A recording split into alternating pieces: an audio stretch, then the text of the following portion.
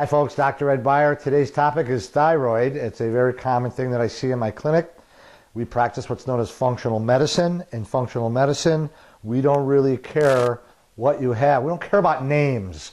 We just want to know why you feel the way that you do. And let me tell you, improper thyroid function is a very common one that I see in my clinic now that I've been in practice almost 30 years. And folks, there are in the scientific literature 22 ways that our thyroid function can be depleted. Traditional medicine looks at one of them. So, if someone out there is suffering with underactive thyroid, let me tell you, when patients come to me, they have 5, 6 different of these 22 causes. And so they really need to go to someone that can understand the intricacies and complexities of underactive thyroid.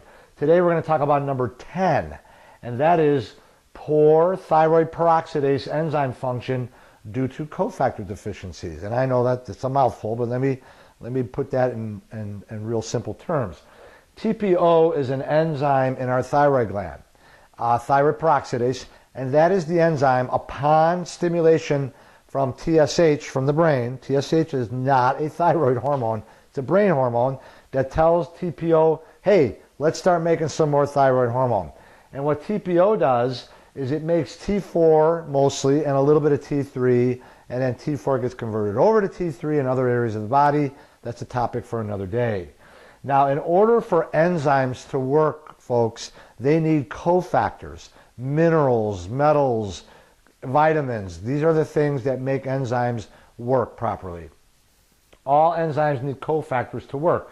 So what we see is that this TPO enzyme requires certain cofactors, and they are vitamin A, vitamin D, riboflavin, niacin, B3, iron, which I see a lot in females. The most sensitive marker to iron is low ferritin, and that really ferritin should be above 50, preferably above 80 to 100 in our females.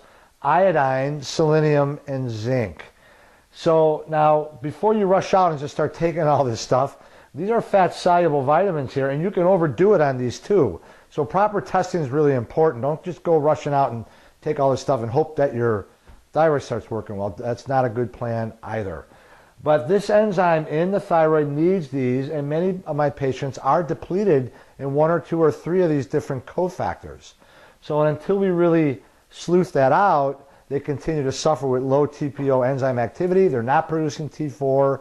They're not producing T3. The doctor's just looking at T4, TSH, and they don't realize the why. Remember, it's not what you have, it's why you have it. That's the most important thing. Now, causes of low TPO enzyme cofactors. Why would you be low in vitamin A and vitamin D? Well, those are 2 of the 4 fat-soluble vitamins, A, D, E, and K. And those fat-soluble vitamins need proper gallbladder function, bile salts in order to be absorbed. So that's a common thing that we see, poor gallbladder function. So we'll just put that under the category of poor gut function, poor absorption. Poor diets, just not eating the foods that contain those cofactors.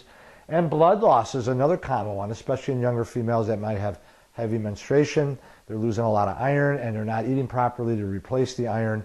And remember, iron is an important cofactor for that TPO enzyme.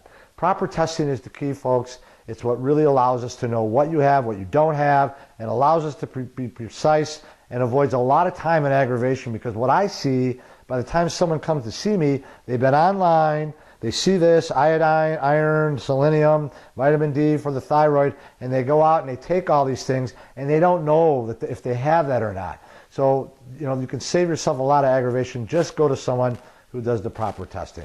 I'm Dr. Beyer. I hope that helps. Have a great day.